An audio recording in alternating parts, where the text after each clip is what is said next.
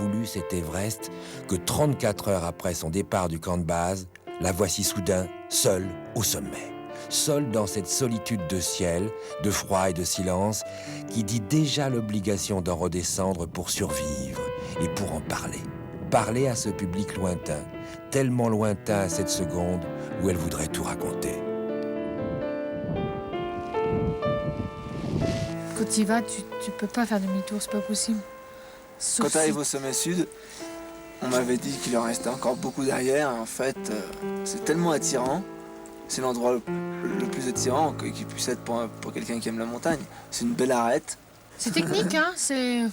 C'est pas rien, C'est pas extrême. Faut pas se planter, quoi. Il y avait un beau panache, j'ai fait des photos sympas avec Marc qui marche et un gros panache derrière. Superbe.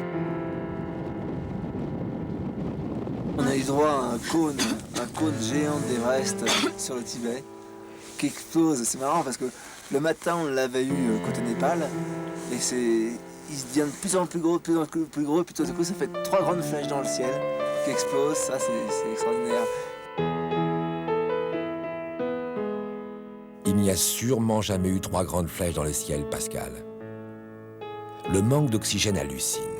Au retour, la parole se fait étrange, un peu délirante. Les êtres sont illuminés.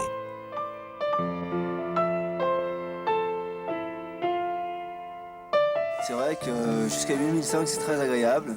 C'est une sensation de plaisir dans la douleur, du manque d'oxygène vraiment. Tu as une hypersensibilité qui n'existe plus dès l'instant où tu rajoutes cet appareil. Et t'es hyper émotif. Tu te concentres pour pas penser à tes amis parce que ça te fait craquer. Tu regardes autour de toi, tu as envie de pleurer. Et dès l'instant où tu mets le masque, bon, tu es un peu plus solide, donc tu vas. Hein, c'est 2 mondes différents, mais je rêvais de voir un coucher de soleil au sommet de l'Everest. Et puis tout le monde trouvait ça déraisonnable et c'est pour ça que j'avais demandé à ce que je sois assisté d'un guide. Voilà. C'est moi le guide. L'Everest, c'était un désir flou, le rêve inaccessible. J'étais partie libre d'échouer.